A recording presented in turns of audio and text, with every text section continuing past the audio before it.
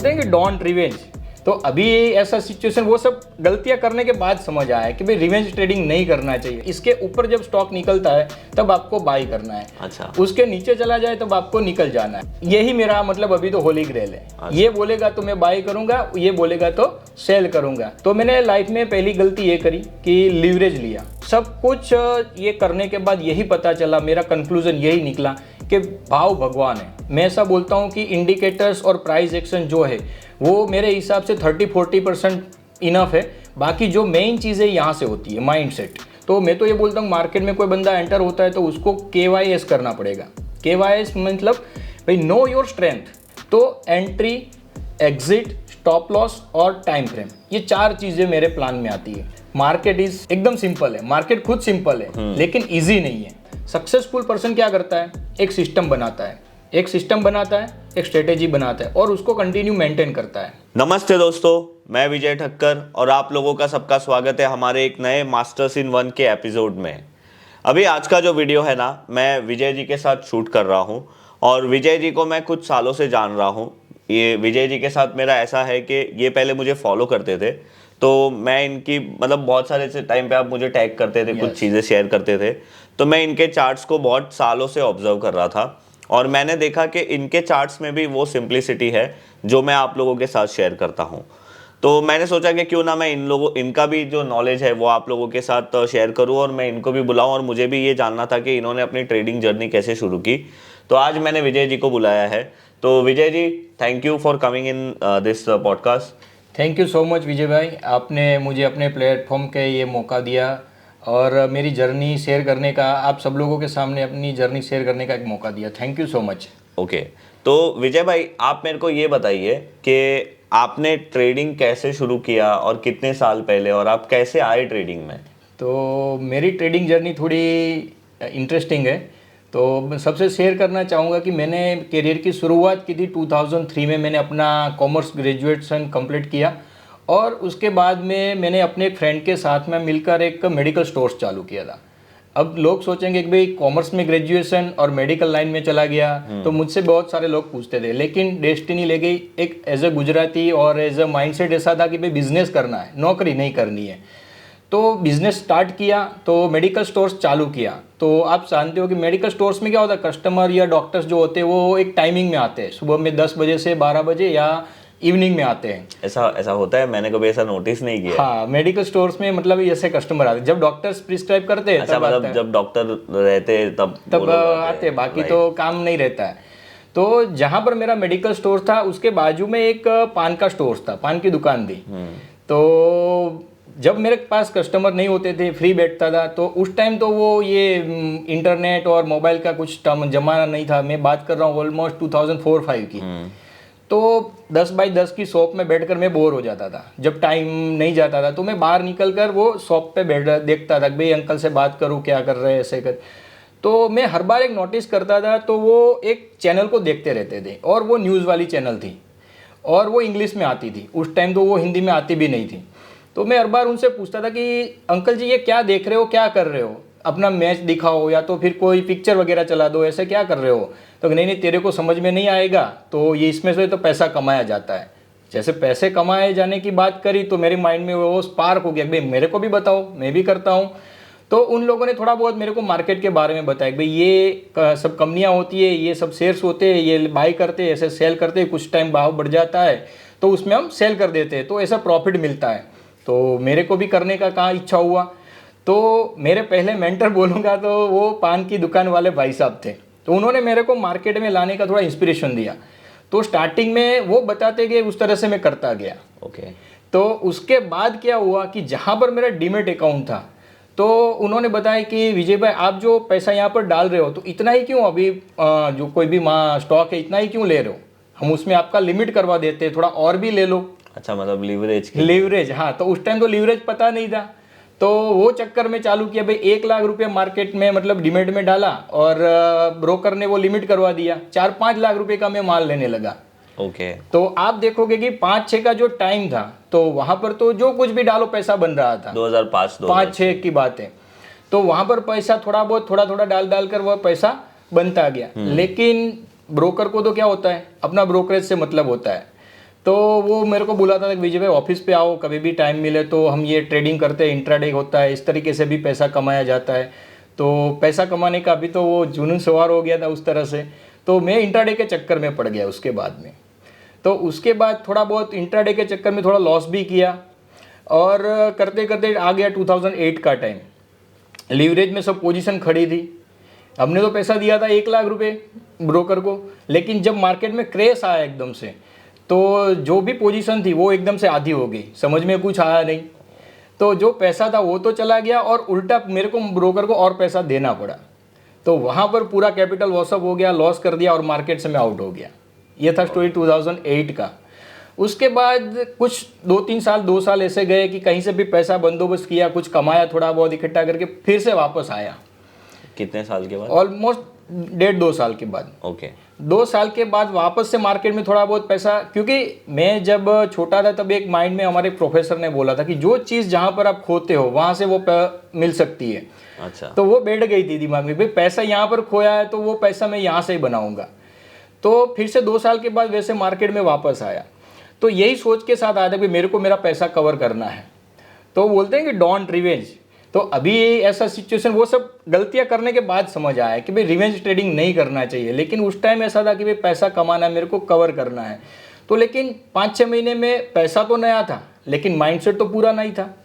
तो वही गलतियां करते गया और वापस फिर से कैपिटल वॉशअप कर दिया, पूरा खत्म। तो ये 2 बार आपका जो लॉस हुआ होगा, मतलब 2008 में और बाद में, टोटल कितना लॉस हुआ था? ऑलमोस्ट मैं ये उस टाइम बोल सकता हूँ कि भाई पहली बार जो लॉस किया था तो 2.5 लाख का लॉस किया था, और उसके बाद में 1.5-2 लाख। तो उस टाइम 1.5-2 लाख भी मेरे लिए मायने करता था, लेकिन वो खत्म हो गया। उसके बाद थोड़ा बिजनेस में डाइवर्ट हो गया, लेकिन मार्केट में करने का मन करता था, और इच्छा थी कि भाई मार्केट ही करना है मेरे को, मन कहीं पर भी नहीं लगता था। तो उसको मैं ट्रैक करते रहता था मार्केट को, कैसे करते। लेकिन जब सेकंड टाइम मैं मार्केट से आउट हुआ ना, उस टाइम एक सेमिनार में मैं गया था। वहाँ पर एक बंदा मेरे को मिला, और उसने मेरे को एक खिलौना दिया, मैं खिलौना बोलूँगा उस टाइम, और उसने एक होली ग्रेल सिस्टम जैसा मेरे को लगा कि भाई ये मेरे को अभी होली ग्रेल मिल गया। उसने मेरे को एक इंडिकेटर्स डाल दिया लैपटॉप में, और उसने बोल दिया कि भाई इसके ऊपर जब स्टॉक निकलता है तब आपको बाई करना है। अच्छा। उसके नीचे चला जाए तब आपको निकल जाना है। क्या था ये? वो एक इंडिकेटर्स था जिसे मैं मैग्नेटिक लाइन भी बोलता हूँ, और आज की डेट में हम सुपर ट्रेंड लाइन बोलते हैं, और आज जर्नी में मैं वही शेयर करने वाला हूँ आप सबके साथ में। तो उसने वो एक डाल दिया, तो उस टाइम से मेरे को लगा कि भाई यही मेरा मतलब अभी तो होली ग्रेल है। अच्छा। ये बोलेगा तो मैं बाय करूंगा, ये बोलेगा तो सेल करूंगा। अच्छा। तो वो उस टाइम समझ आ गया, लेकिन उस टाइम पैसा नहीं था, तो बिजनेस में चला गया। वापस 3-4 साल के बाद में ऑलमोस्ट 17 के जब मार्केट अच्छा हुआ, 16 में मार्केट रन करना चालू किया, तो 17 में फिर से मार्केट में आया। मैं पैसा व्यवस्था करके फिर से मार्केट में आया। तो उस टाइम से लेकर अभी तक मैं मार्केट में इंटेक हूँ। तो मैंने लाइफ में पहली गलती ये करी कि लीवरेज लिया स्टार्टिंग में। तो मैं आप सबसे ये बोलना चाहूँगा कि मार्केट में जब भी आए कोई, जितना पैसा अपने पास है उतने में काम करिए, धीरे धीरे पैसा बनेगा, लेकिन कंसिस्टेंसी के साथ बनना चाहिए। सबसे पहले मैंने ये एक इंडिकेटर्स जो सीखा था उसके बारे में मैं आपसे ये जर्नी में बात करूँगा। तो उस टाइम से मैंने अभी तक यही इंडिकेटर को कभी छोड़ा नहीं, क्योंकि मैंने बहुत ट्राई किया कि भाई मैं वो यूज़ कर लूँ, वो इंडिकेटर यूज़ कर लूँ, वहाँ से मैं पैसा बन जाएगा। लेकिन सब कुछ यूज़ करने के बाद ये जर्नी में मैंने बहुत कुछ इंडिकेटर्स यूज़ किया, सब कुछ किया, लेकिन सब कुछ ये करने के बाद यही पता चला, मेरा कंक्लूजन यही निकला कि भाव भगवान है, ये सब बोलते हैं। और मैं प्राइस को फॉलो करने लगा, लेकिन प्राइस को फॉलो करने के बाद मेरे को कहाँ से एग्जिट करना चाहिए और कहाँ पर मेरे को कुछ होल्ड करना चाहिए, जिसे हम ट्रेलिंग स्टॉप लॉस भी बोलते हैं, तो वो होल्ड करने का जो मेरे को वो हिम्मत दिया वो एक ट्रेंड लाइन ने दिया, सुपर ट्रेंड लाइन ने। तो मैं कंप्लीटली अभी सुपर ट्रेंड लाइन को फॉलो करता हूँ। अच्छा, तो अभी आप इसको कितने टाइम से प्रैक्टिस कर रहे हो, सुपर ट्रेंड को? आपने जो सुपर ट्रेंड लाइन को मैं ऑलमोस्ट 2016 से यूज़ कर रहा हूँ। तब से कभी भी मेरे चार्ट से वो कभी निकलता नहीं है। पहले मैं सुपर ट्रेंड लाइन के ऊपर थोड़ा बहुत देख लेता हूँ, प्राइस एक्शन, और उसके बाद में रेफरेंस सुपर ट्रेंड लाइन का। तो सर अभी आप फुल टाइम ट्रेडिंग कर रहे हो या अभी भी आप बिजनेस कर रहे हो और ट्रेडिंग कर रहे हो? नहीं, अभी मैं फुल टाइम काम कर रहा हूँ। अभी आप फुल टाइम काम हाँ, कर अभी रहे मैं हो। फुल टाइम कर तो आपने वो जो मेडिकल शॉप वाला बिजनेस, मेडिक्ले क्या था वो, मेडिकल स्टोर्स था। वो मैंने तो 2010 में छोड़ दिया था। उसके बाद दूसरा एक बिजनेस ट्राई किया था। ओके वो मेरा सिरामिक का कामकाज था, वहां पर गया था। ओके लेकिन काम में सिरामिक का करता था, लेकिन वो बोलते हैं ना कि भाई पुराना प्यार, तो मेरा पहला प्यार तो यही था। तो इसमें ही काम करने का मन करता था। तो बाद में वो जैसे 2016 के बाद में मैं फुल टाइम अभी यही कर रहा हूँ। ओके। तो अभी आपकी जर्नी में, जैसे आपने बताया कि आपने शुरुआत में लीवरेज लिया था, वो आपकी गलती हुई थी, और आपने बहुत सारे इंडिकेटर्स को ट्राई करना की कोशिश की थी, वो आपकी गलती हुई थी। तो 2016 से अगर मैं बात करूँ, आप अभी फुल टाइम हो गए हो, तो जैसे आप फुल टाइम आए मार्केट में, क्या आप तब से प्रॉफिटेबल थे या फिर बाद में आपको टाइम लगा प्रॉफिटेबल होने के लिए? नहीं, जैसे मैं 2016-17 में फिर से मार्केट में आया, तो वहां से 1-1.5 साल मेरे को एक ये सुपर ट्रेंड लाइन जैसे मैंने यूज करना चालू किया।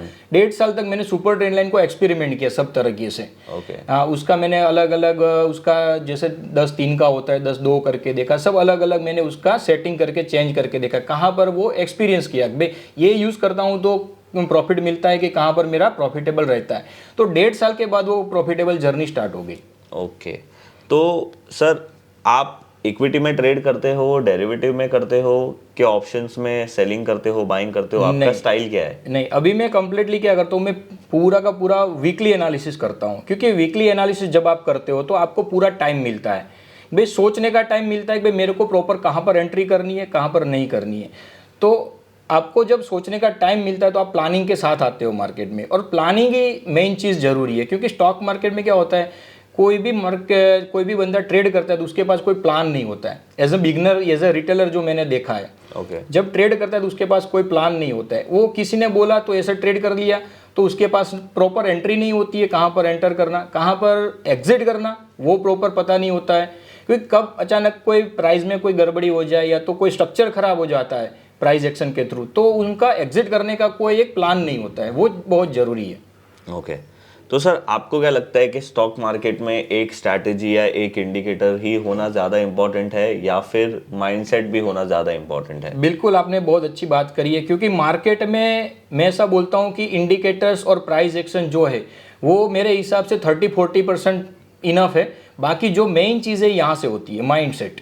क्योंकि आप किसी को भी बोलो कि भाई ये स्टॉक है, 100 स्टॉक है, इसमें आप 2 टाइम या 3 टाइम होने वाला है, किसी को भी बोल दो कोई भी स्टॉक, लेकिन जब तक वो माइंडसेट से कन्विक्शन के साथ जब होल्ड नहीं करेगा तब तक वो प्रॉफिट नहीं बना पाएगा। तो मेन चीज़ माइंडसेट है, साइकोलॉजी जिसे हम बोलते हैं। यस, पर कन्विक्शन तो जनरली खुद का ही होता है। यस। और मैंने ये नोटिस किया है कि मार्केट में खुद के कन्विक्शन से ज़्यादातर लोग काम भी नहीं करते हैं। तो यही रीज़न है मेरा ये पॉडकास्ट शो बनाने का, कि मैं लोगों को मतलब अलग अलग जगह से मैं लोगों को लाऊं और यहाँ पे मैं उनको बताऊं कि भाई आप कौन सी चीज़ में मास्टर हो। बिकॉज मैं हर वीडियो में ये बोलता हूँ कि मार्केट में पैसे कमाने के 1000 तरीके हैं। यस। पर आप अपना तरीका ढूंढो और उसमें मास्टर बनने की कोशिश करो। तो विजय जी, आप अभी मुझे ना एक काम करिए, हमारे व्यूअर्स को अगर आप थोड़ा कुछ बताना चाहते हो तो आप मुझे बताइए कि आपका स्टॉक सिलेक्शन प्रोसेस क्या है, और आप फिर अपने ट्रेड को कैसे प्लान करते हो, अपने टारगेट और अपनी एग्जिट को कैसे आप डिफाइन करते हो, अगर आप छोटी सी बात बताना चाहो तो। डेफिनेटली, मैं वो स्टार्ट करूँ उससे पहले मैं थोड़ा और बताना चाहूँगा कि अगर मान लीजिए मार्केट में कोई बंदा एंटर होता है या तो वर्षों से काम कर रहा है, वो कभी अपने आप के बारे में बैठकर सोचेगा नहीं, सोचा नहीं होगा। हाँ। क्यों? क्योंकि उसको क्या करना है वो खुद को पता नहीं है। क्योंकि जैसे आपने अभी बोला कि भाई मार्केट में कमाने का बहुत तरीके हैं, कोई ऑप्शंस बाय करके काम करता है, ऑप्शन सेल करके करता है, कोई इक्विटी करता है, कोई डेरिवेटिव्स करता है, कोई अलग अलग तरीके से काम करता है। लेकिन उनका नेचर कैसा है, उनका साइकोलॉजी कैसा है, उनका टाइम रहता है नहीं मार्केट में देने के लिए, तो वो सब फैक्टर्स उनको का इफेक्ट करते हैं। तो इसलिए मैं तो ये बोलूँगा कि जैसे होता है ना कि कोई कंपनी में हम जाते हैं तो वहाँ पर KYC होता है, know your company know your client, ऐसे होता है। तो मैं तो ये बोलता हूँ मार्केट में कोई बंदा एंटर होता है तो उसको KYS करना पड़ेगा। KYS मतलब भाई नो योर स्ट्रेंथ, मैं क्या कर सकता हूँ और मेरे को क्या करना है। भाई आज मान लीजिए भाई विजय भाई इक्विटी में काम करते हैं, लेकिन इक्विटी मेरे को जमता ही नहीं है। मेरा जो नेचर है, विजय भाई बोलेंगे कि भाई 6 महीना होल्ड करना है इसको, लेकिन मेरा नेचर है कि भाई मेरे को तो शाम को पैसा चाहिए। तो इसके लिए मेरे को इंटरडे करना पड़ेगा। तो वहां पर मेरे को कुछ एक्सपेरिमेंट करके वहां पर कुछ ऐसी स्ट्रेटेजी बनाकर काम करना पड़ेगा। लेकिन कोई बंदा जॉब कर रहा है, वो इंट्राडे नहीं कर सकता है। तो उनको प्रॉपर वीकेंड में प्रॉपर एक एनालिसिस करने के बाद, एक प्लानिंग करने के बाद वो एंटर करता है, तो वो 4-6 महीना 12 महीना कुछ होल्ड कर सकता है। तो उनको इक्विटी पे फोकस करना चाहिए। Correct. तो पहले वो डिसाइड करिए कि भाई मेरे को क्या करना है। नो योर सेल्फ, मेरे को ट्रेडर बनना है या इन्वेस्टर बनना है। अगर इन्वेस्टर भी बनना है तो उसमें शॉर्ट टर्म, मीडियम टर्म के लिए काम करना है, लॉन्ग टर्म के लिए करना है। अगर ट्रेडर बनना है आपको, तो वो डिसाइड करिए पहले भाई मेरे को पोजिशनल काम करना है या तो इंट्राडे करना है। वो अपनी साइकोलॉजी, अपने माइंडसेट और आप जो मार्केट को टाइम दे सकते हो, कितना टाइम दे सकते हो मार्केट को, उसके हिसाब से अपने फैक्टर्स को इफेक्ट करने के बाद वो डिसाइड करिए। तो पहली चीज़ ये हो गई विजय भाई। उसके बाद आता है अपना प्लान बनाना। कोई भी ट्रेड में एंटर करने से पहले अपने पास प्लान होना चाहिए। हम सबको पता है, जब हम घूमने जाते हैं, मान लीजिए कि हम कश्मीर घूमने जा रहे हैं, तो पहले से ऐसा तो नहीं होता है कि भाई सुबह में उठे, आज बीवी को बोल दिया चलो भाई कल कश्मीर जाना है। तो क्या होता है कि भाई पहले 1 वीक से 15 दिन से पहले हम उसका प्लानिंग करते हैं। भाई इस दिन निकलेंगे, ये फ्लाइट बुक करेंगे और वहाँ जाकर कौन सी होटल में रुकेंगे, वहाँ पर कौन कौन से प्लेस में जाएंगे वो घूमने के लिए, वो सब एक प्लान होता है। करेक्ट। तो 15 दिन की जर्नी के लिए हम प्लान करते हैं। तो यहाँ पर तो मेरे को यहाँ से पूरी कैरियर बनाना है, पूरा लाइफ कमाना है यहाँ से, तो उसके लिए मेन प्लान जरूरी है। तो मार्केट में सेकंड थिंग है कि भाई मेरे को प्लान में, हर चीज़ में प्लान चाहिए। तो एंट्री, एग्जिट, स्टॉप लॉस और टाइम फ्रेम, ये 4 चीज़ें मेरे प्लान में आती है। मतलब आप पहले से डिसाइड करके पहले से डिसाइड होता है भाई मेरा एंट्री ये प्राइस पे रहेगा, और ये अगर कुछ सिनेरियो बनता है तो मेरा ये एग्जिट प्लान रहेगा, और उसके बाद मेरा stop loss, trailing stop loss, और जो होता है टाइम फ्रेम।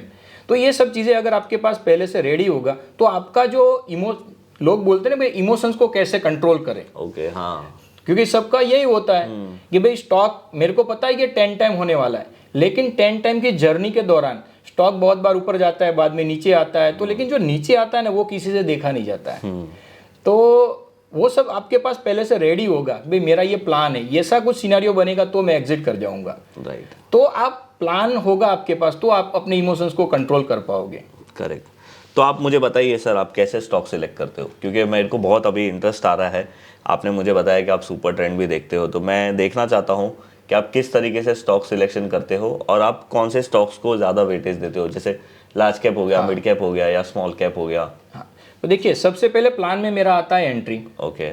तो एंट्री 2 तरीके से होती है, 2 एनालिसिस होता है, फंडामेंटल एनालिसिस और टेक्निकल एनालिसिस। तो फंडामेंटल एनालिसिस में करने जाऊंगा तो मेरे को बहुत चीज़ें देखनी पड़ेगी, भाई ग्लोबल लेवल पे क्या हो रहा है, क्रूड का क्या चल रहा है, डॉलर क्या क्या चल रहा है, और रीजनल लेवल पे भाई कंपनियां क्या कर रही है, कौन सी फाइट चल रहा है। मतलब बहुत सारा मेरे को फंडामेंटल में जानना पड़ेगा, डीप में जाना पड़ेगा। लेकिन उतना टाइम मेरे पास है नहीं, और मेरे को उतना स्किल फंडामेंटल में है नहीं, तो मैं प्राइस को फॉलो करता हूँ। क्योंकि सिंपल है कि अगर फंडामेंटल में कोई कंपनी में कुछ चेंजेस हो रहा है तो आपको रिफ्लेक्ट कहाँ पर होगा, प्राइस में होने वाला है। तो अगर आपने प्राइस को फॉलो कर लिया तो आपने इनडायरेक्टली फंडामेंटल को फॉलो कहीं ना कहीं कर ही लिया है।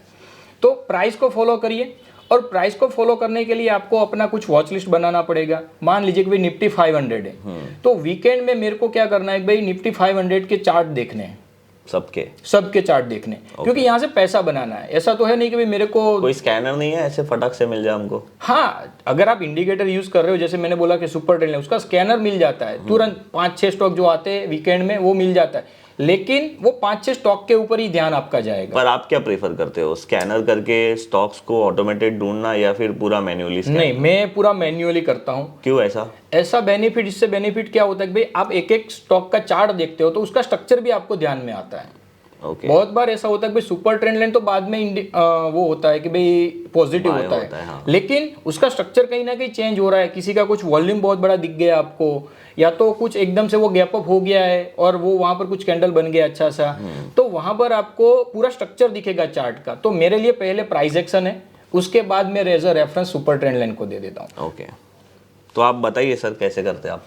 तो एंट्री करने से पहले मैं मैन्युअली में हर वीकेंड में एक निफ्टी 500, हम एग्जांपल लेते हैं, मैंने ये निफ्टी 500 में से कुछ स्टॉक सिलेक्ट कर लिए, मतलब सुपर ट्रेंड लाइन जहाँ पर पॉजिटिव हुई, या तो फिर कोई स्टॉक में कुछ स्ट्रक्चर अच्छा हो रहा है, तो ऐसा मैं नोट डाउन कर देता हूँ उसको।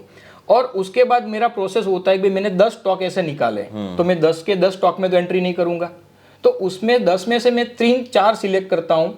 वो अपना कहाँ पर मेरा कन्विक्शन हाई बन रहा है, किसका स्ट्रक्चर मेरे को अच्छा बहुत बड़ा पॉजिटिव लग रहा है, कहाँ पर मेरा सुपर ट्रेंड लाइन पॉजिटिव है। अच्छा। हाँ, तो सुपर ट्रेंड लाइन अगर पॉजिटिव हो गया और स्ट्रक्चर भी पॉजिटिव है तो मेरा डबल कंफर्मेशन हो जाएगा। तो वैसे स्टॉक में मैं एंटर करूंगा, और एंटर करने में चलो मैं एंटर तो मैं कर लिया, लेकिन कितना क्वांटिटी मेरे को बाय करना है वो भी क्वेश्चन आएगा।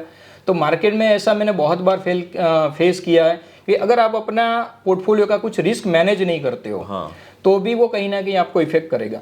इससे होगा क्या विजय भाई, जनरली लोग क्या करते हैं, कोई स्टॉक में क्या होता है कि भाई बहुत बड़ा कन्विक्शन आ रहा है तो अपने पूरे पोर्टफोलियो का 50-60% डाल देते हैं, बहुत बड़ा मतलब क्वांटिटी उसमें ले लेते हैं।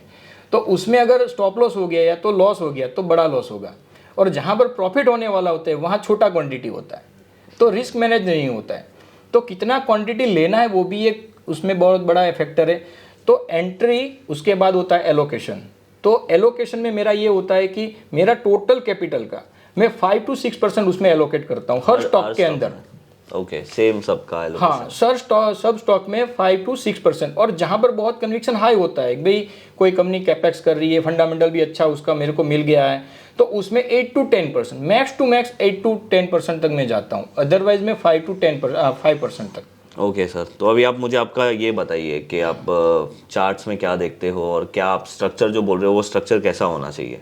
हाँ चलिए, तो मैं आपको एक एग्जांपल अभी दिखाता हूँ। ये थोड़ा मैं पीछे का एक एग्जांपल दिखाता हूँ। यहाँ पर देखो, अभी इसमें आपने क्या क्या ऐड किया है इंडिकेटर्स? यहाँ पर मैंने एक super trend line only indicator use किया है, और उसका सेटिंग बाय डिफ़ॉल्ट है? बाय डिफ़ॉल्ट है। उसमें मैंने 10-2, 10-2.5, 10-4 ऐसे बहुत सारा कुछ मैंने करके देख लिया, लेकिन जो मेरे को रिजल्ट जो मिला है वो 10-3 में अच्छा मिला है, तो मैं इसको ही बाय डिफ़ॉल्ट रहने देता हूँ और इसमें ही फॉलो करता हूँ। 10-3 मतलब जो सुपर ट्रेंड के अंदर जो सेटिंग्स होता है ना, हम लोग उसकी बात कर रहे हैं। हाँ, 10 होता है मतलब पिछले 10 दिन का कैंडल लेता है, टाइम फ्रेम लेता है, और जो 3 होता है वो उसका ATR मल्टीप्लायर होता है। ओके। तो ये चार्ट है टिमकेन इंडिया का। ओके। आप देखोगे कि भाई यहाँ पर 2020 में, ये अगस्त महीने की बात है, हाँ हाँ। यहाँ पर सुपर ट्रेंड लाइन पॉजिटिव हो गया था। ओके, ये जो ब्लू कलर का लाइन हाँ, है वो। ये ब्लू कलर के लाइन मतलब ये सुपर ट्रेंड लाइन के ऊपर कैंडल ने पॉजिटिव क्लोज दे दिया। और ये टाइम फ्रेम कौन सा है चार्ट का? वीकली, मेरा हर चार्ट वीकली रहता है। ओके, सिर्फ वीकली देखते हाँ, वीकली देखता हूँ। उसका रीजन क्या है? क्योंकि देखो डेली करोगे तो आपको थोड़ा जिगजैग मिलेगा, कभी प्राइस नीचे आएगा, कभी ऊपर भी जाएगा, या तो कंसोलिडेशन जब रहेगा तब आपका क्या होगा कि आप निकल जाओगे स्टॉक में से। ओके। भाई डेली स्ट्रक्चर खराब हो गया लेकिन वीकली में खराब नहीं हुआ होगा। तो वीकली टाइम फ्रेम ऐसी है कि जो आपको आने वाले 10-12 महीने तक उसको होल्ड करने का एक टाइम पीरियड रहता है। ओके। तो ये वीकली में अगर सुपर ट्रेंड लाइन यहाँ पर ये पॉजिटिव हो गया, देखो। हाँ। ठीक है, तो यहाँ पर दूसरे वीक में, ये वीक में तो मेरे को पता चला कि भाई यहाँ पर सुपर ट्रेंड लाइन पॉजिटिव हुआ है। दूसरे वीक में जब इसका हाई क्लोज होता है, हाई क्रॉस करता है, तब मेरा बाय बनता है। मतलब जो कैंडल ने सुपर ट्रेंड को पॉजिटिव किया है, हाँ, अगर उसका हाई ब्रेक होगा नेक्स्ट वीक में, जैसे समझो हाई 100 रुपीज है, हाँ, और 101 रुपया हो गया, तो आपके तो मेरा बाय बन जाता है। ओके। तो उसके बाद मेरा यहाँ पर बाय बन गया। हाँ। उसके बाद तुरंत मेरा स्टॉप लॉस क्या रहेगा, मेरे पास एक पहले प्राइस आ गया भाई, मैंने यहाँ पर एंट्री करी है। हाँ।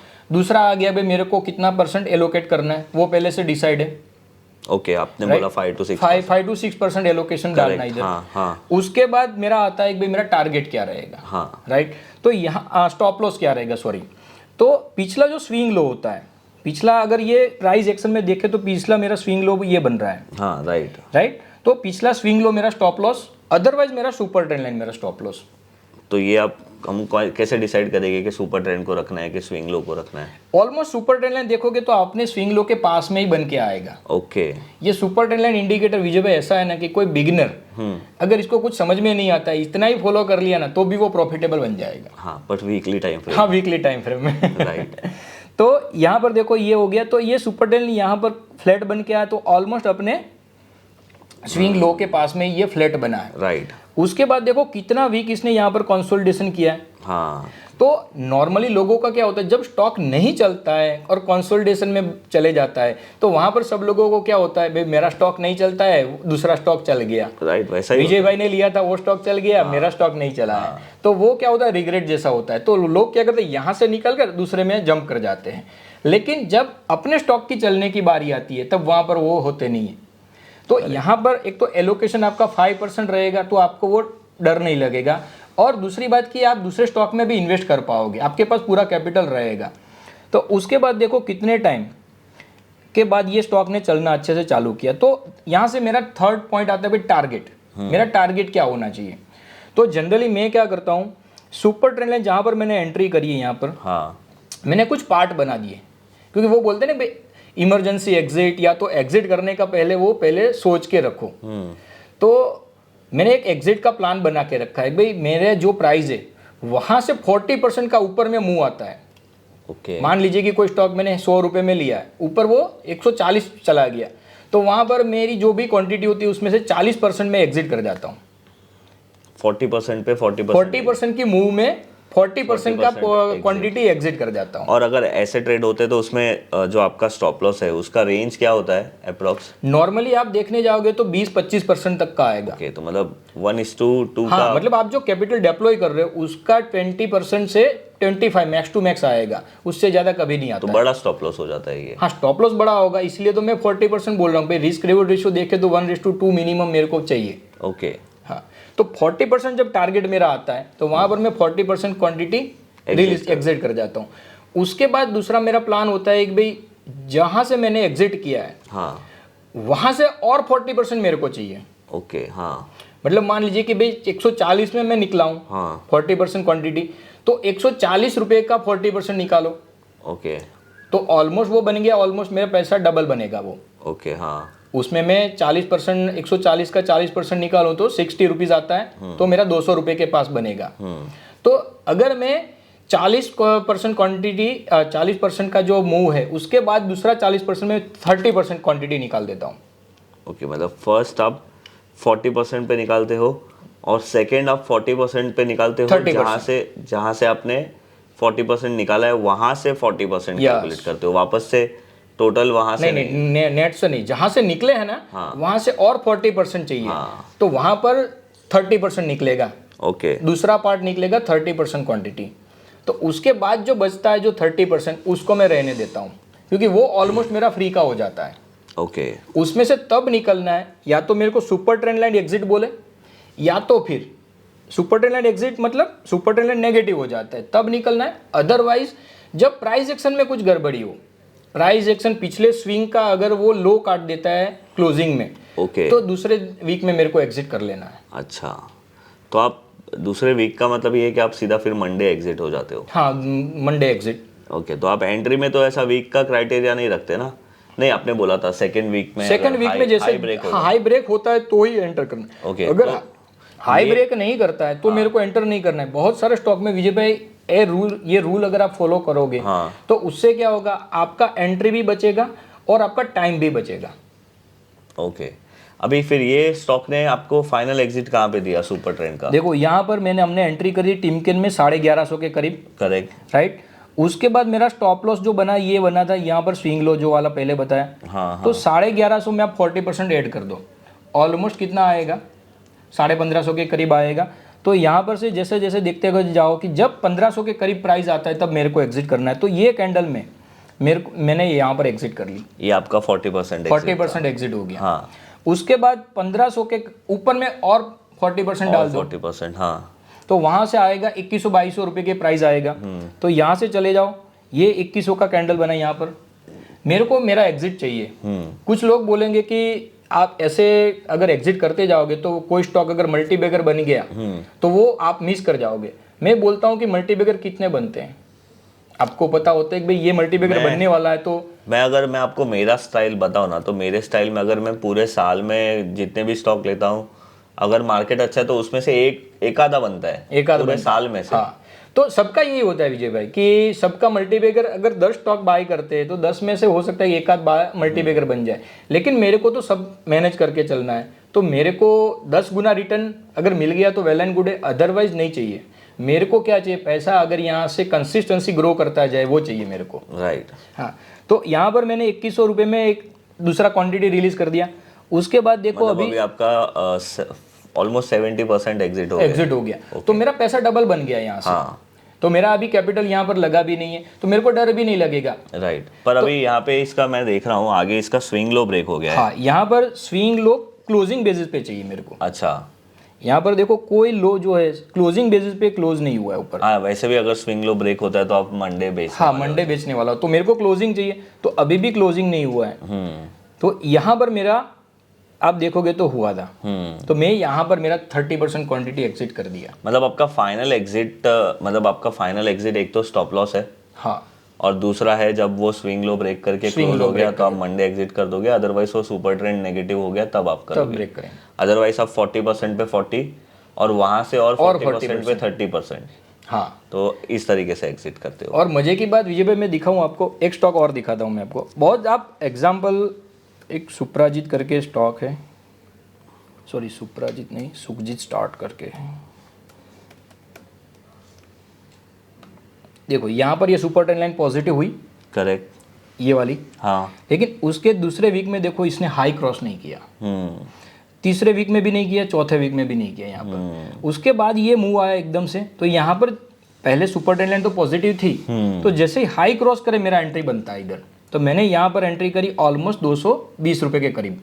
ओके, तो उसमें मेरा पहला टारगेट क्या रहता है, मैंने अभी बताया 40%। तो यहाँ पर मेरा टारगेट क्या बनेगा, उसमें मैं 40% ऐड करूंगा तो ऑलमोस्ट 280-300 रुपए के करीब निकलता है। हाँ हाँ, तो देखो अभी इसका फाइनल आप रेजिस्टेंस देख लो, यहाँ पर वही था 290 या 300 के करीब आएगा। हाँ। तो मैंने बहुत ऑब्जर्व किया है कि पहला जो मेरा सुपर ट्रेंड लाइन जहाँ पर पॉजिटिव होता है, वहाँ से जो मैं 40% ऐड करता हूँ, वहाँ के एरिया में आसपास में कोई बड़ा रेजिस्टेंस मिलेगा ही मिलेगा।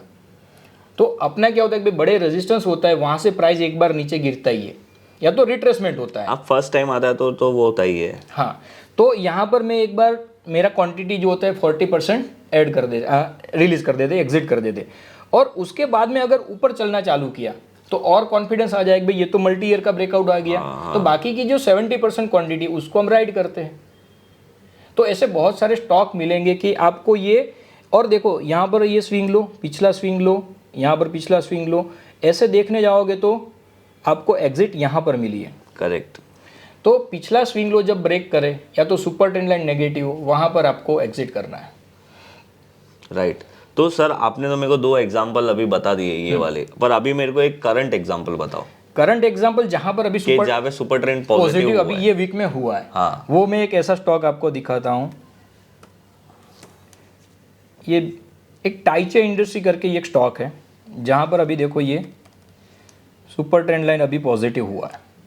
टाइचे इंडस्ट्री,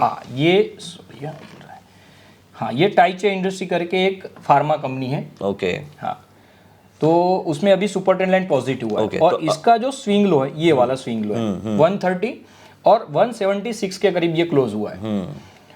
तो मेरा बाय इसके हाई जब क्रॉस करेगा तब मेरा बाय बनेगा। तो अभी मैं आपको इसमें मैं बताता हूँ, जो जितना मैं समझाऊँ वो हिसाब से आपको बताता हूँ। अभी आप ये स्टॉक को अपने वॉच लिस्ट में रखोगे, हाँ, और जैसे इसने अपना हाई ब्रेक किया 178 या 177 का, वैसे आप बाय करोगे। यस, वो टाइम पे आपका स्टॉप लॉस होगा स्विंग लो 130 का जो अभी बना हुआ है, और 177 प्लस 40% आपका फर्स्ट टारगेट है, जहां पे आप 40% क्वांटिटी एग्जिट करोगे। वहां से और 40% चला तो आप और 30% क्वांटिटी एग्जिट करोगे, और बाद में आप बाकी की जो 30% क्वांटिटी है उसको आप सुपर ट्रेंड से ट्रेल करते जाऊंगा, या फिर आपका अगर स्विंग लो ब्रेक होता है क्लोजिंग बेसिस पे तो आप मंडे एग्जिट कर दोगे। तो ये आपका प्लान, सिंपल प्लान है, पर इसके अलावा और कुछ नहीं और कोई प्लान नहीं है। देखिए विजय भाई, जनरली क्या होता है, मार्केट इज एकदम सिंपल है, मार्केट खुद सिंपल है लेकिन इजी नहीं है। आप अपनी लाइफ में या तो अपने आजू बाजू में कहीं पर भी एक ऑब्जर्व करो, जो भी प्रोसेस सिंपल होती है ना वो इजी कभी नहीं होती है। दिखती सिंपल है लेकिन वो इजी नहीं होती है। लेकिन यहाँ पर भी ये सुपर ट्रेंड लाइन अभी दिखेगा कि भाई ये फॉलो करना, लेकिन यहाँ पर 2 कैंडल अगर रेड भी बन गया ना तो सब लोगों का क्या होगा कि तो खराब हो गया, प्राइस नीचे आ जाएगा, लेकिन ट्रस्ट नहीं आता है भाई ये रुकेगा कि नहीं रुकेगा। अगर प्राइस कुछ भी चेंज होगा तो अपना ये सुपर ट्रेंड लाइन मेरे को दिखा देगा।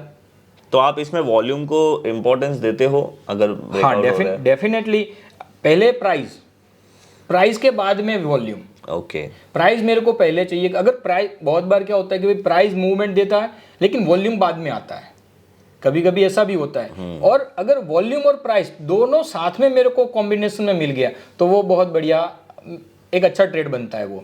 ओके, और वीकली टाइम फ्रेम आपका वीकली फिक्स टाइम है? फ्रेम तो ठीक है सर, ये आपने बहुत अच्छा एक स्ट्रैटेजी बताया है। और ये तो येलो लाइन है वो क्या है? ब्लू लाइन तो सुपर ट्रेंड है, येलो लाइन क्या हाँ, येलो लाइन जो है ना वो एक ईएमए है, 50% का ईएमए है, दोनों ही 50% का ईएमए है। 50% मतलब? Sorry 50 EMA. हाँ, दोनों 50 ईएमआई। हाँ, दोनों 50 ईएमए। तो लेकिन अलग अलग कैसे आ रहा है? इसमें एक मैंने हाई किया है और दूसरे में मैंने लो बनाया है। अच्छा, यहाँ पर आप देखोगे कि 50 का हाई है और दूसरे का लो तो है। ये कैसे करते हैं?